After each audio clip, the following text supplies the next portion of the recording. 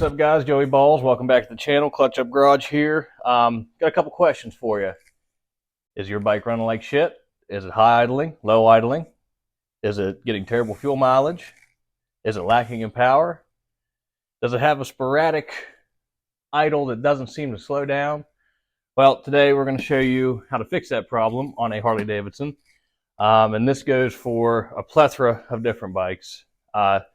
You're going to do intake seals. If you got an intake leak, it's going to make your bike run like shit. It's going to run odd. It's going to be weird. You can't figure out what the hell's wrong with it. So this might solve your problem. So stay tuned. I'm going to show you how to change your intake seals on a Harley Davidson. So your first steps are going to be, of course, removing your air cleaner. And then you're going to want to get either your carburetor or your intake manifold off of the bike. Now, I've done them on some FI bikes where you don't have to completely remove the full intake manifold. You can kind of finagle in there and get the seals past them. The seals I'm talking about, let me grab them here.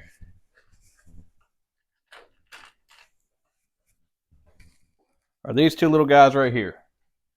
Pretty small, pretty minute, but they will cause a lot of issues in the way your bike runs, the way it idles, a whole plethora of issues that you could have. So we're going to swap these out on this bike today. This is a 94 or 93 Harley Davidson Y-Glide.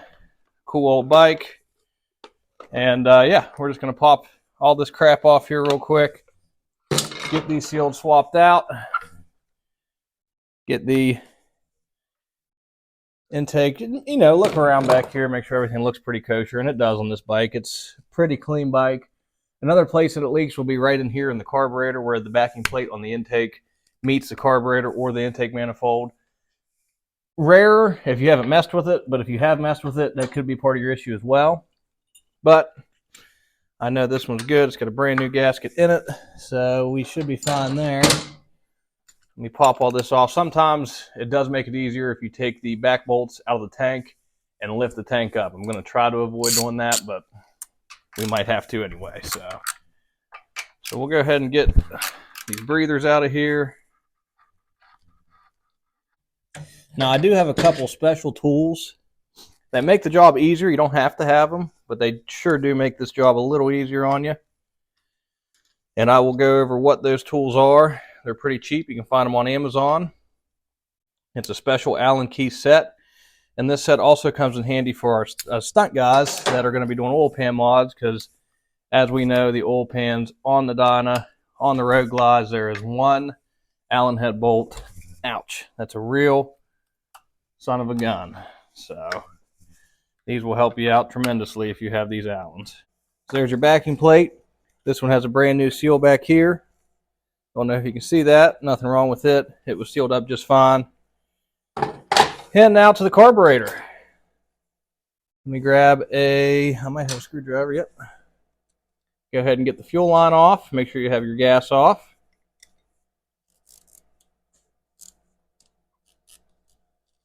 And you might leak a little bit still. There's still going to be some in your line.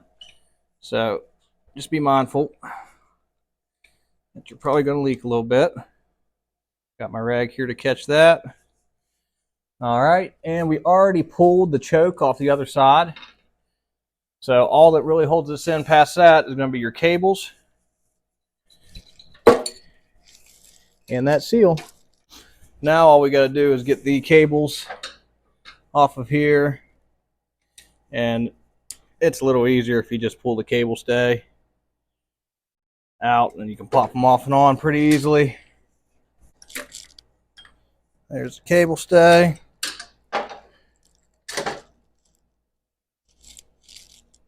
Make sure you put all your hardware in a safe place. Don't want to lose that stuff. Cable stay off. And idler. And pop the main one out of there.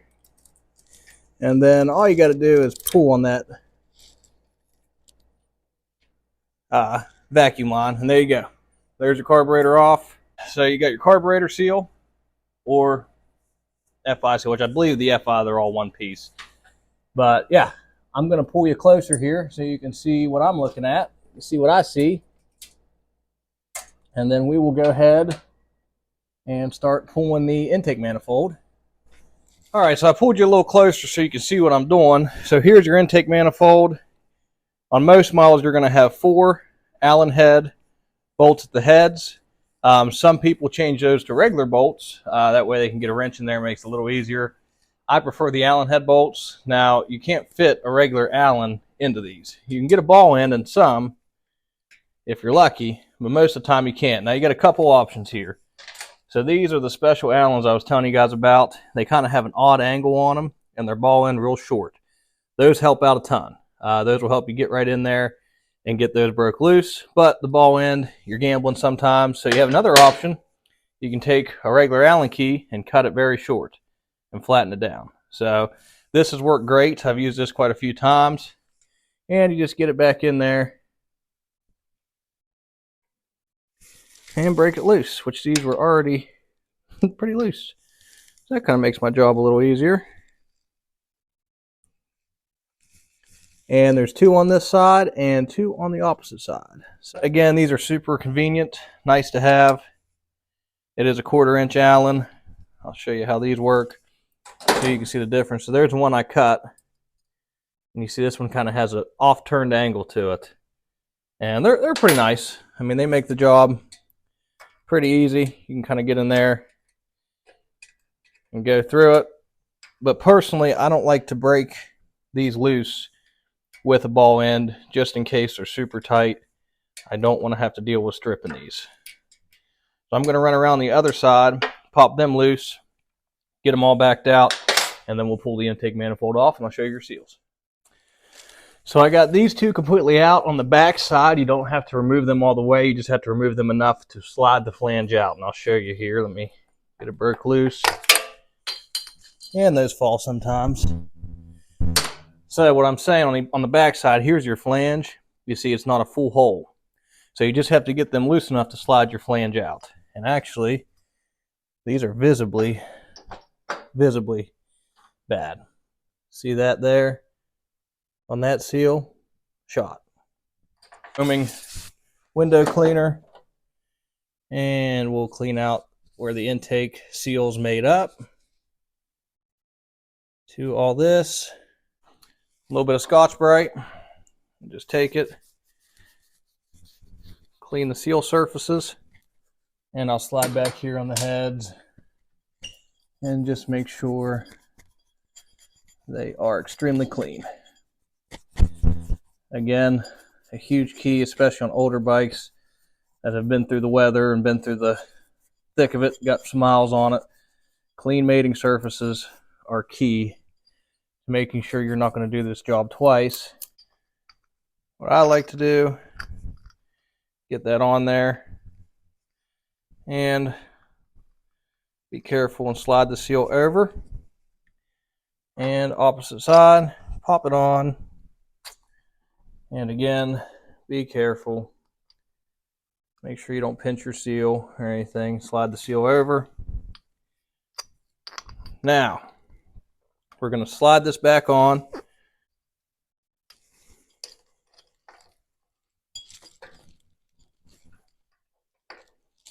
I can't really see that side to tell if I'm lined up or not, but we'll feel. There's that.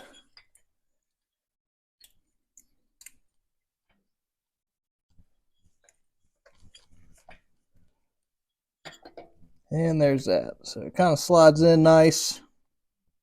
So there's your new intake seals installed. And we'll get these started on this side.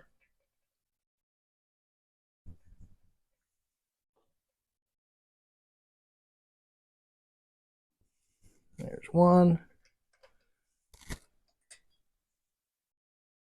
And there's 2. And I'm just going to start getting these flush with the head, and then I'll spin around the other side to make sure we are tightening down them evenly and not getting it all cattywampus. Again, you want to tighten these down evenly on each side as you go to ensure a nice even seal. Don't go crazy on it, as I always tell you. nice and snug. Wrap around the other side and just make sure they're good.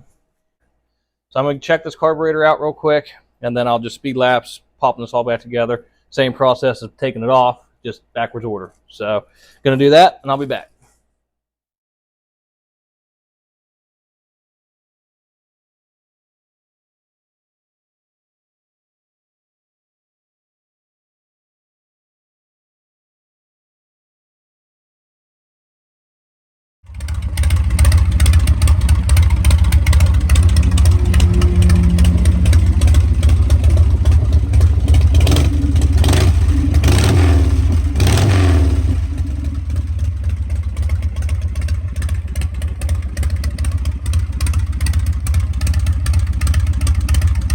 All right, guys, and that is a wrap. That is how you do the intake seals on your motorcycle, Harley Davidson specific. Pretty similar for all the rest if they have the intake seals. So this bike is finally done. You guys have seen parts of this. It was part of the full kind of restoration I did months ago. And then, like I said, I got injured and it sat for a while, but now it's officially 100% done, rejetted. It runs. This bike didn't run for like 10 plus years. So she runs now, rides great.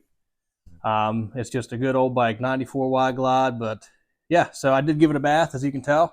He took advantage of the free wash when you spend more than $500 with Clutch Up Garage. So little perk for dealing with me. If you're in close to West Virginia, holler at me. You spend $500, get a free full detail. Shine this bad boy up. It looks like a whole different bike than when I got it. So thank you guys for watching. I hope it helped you out. And please like, subscribe, ring the bell. Just stay tuned for more. Thanks.